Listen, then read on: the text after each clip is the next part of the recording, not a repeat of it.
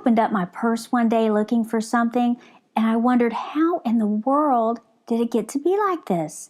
It was so cluttered, it was so full of unnecessary receipts and, well, just junk that I couldn't even find what I was looking for. I wonder how many of us have a purse. It could be a kitchen drawer or a kitchen table or a closet, someplace where we just throw or shove things off to the side. Hi, and welcome to Take 5. My name is Lanita, Seay, and our devotional topic today is on Declutter the Clutter. I will be the first one to admit that I stay busy. In fact, too busy. I'm guilty of throwing things in my purse or shoving it in my closet or throwing it on my kitchen table instead of taking time to go through it. My reasoning? I'm too busy. I don't have time to deal with it, and I don't want to deal with it. The same thing happens to us, spiritually speaking, when we let our guards down. We've all been there.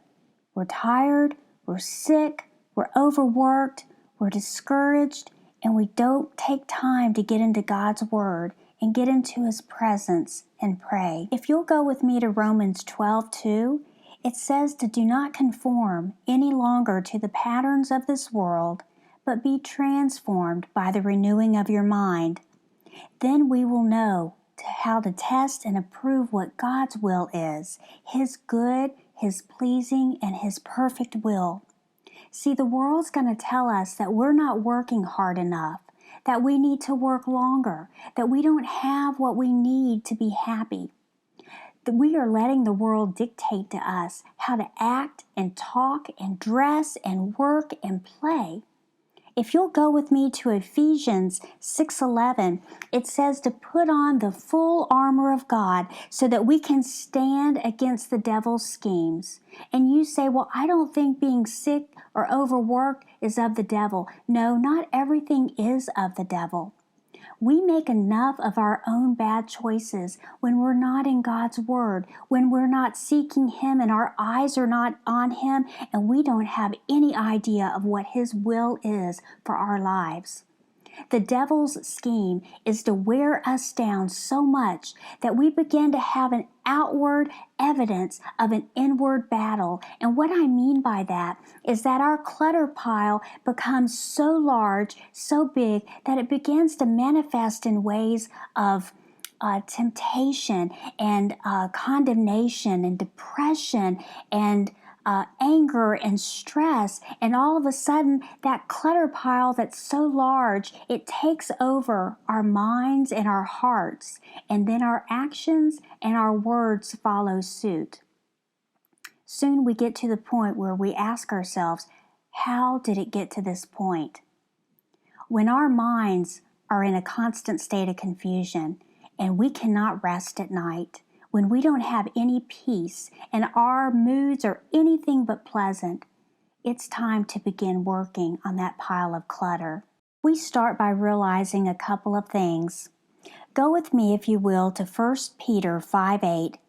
It says that we need to be self-controlled and alert because our enemy, the devil, he prowls around like a lion, looking for someone to devour. He is waiting and looking to devour us.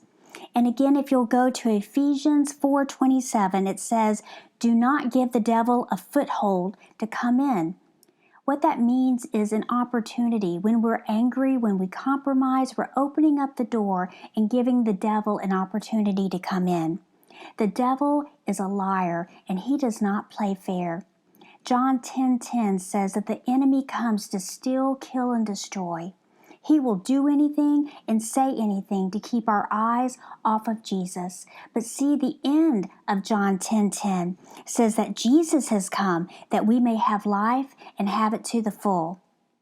So just like that big pile that's on our kitchen table or stuck in our closet or maybe crammed into our purse, it's time to go to it right now and begin sorting out the mess, throwing out the lies of the devil, throw out that depression, throw out that anger, throw out that stress, and find that one thing that was covered that we really need, God's Word.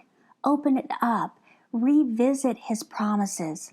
It's time for spring cleaning. Will you join me? I hope you've enjoyed this week's devotional on Declutter the Clutter, and I hope you've been inspired to do a little bit of spring cleaning on your own. As always, I'd love to hear from you. You can email me at take5tuesday@gmail.com. Until next week, God bless you. And don't forget, take 5.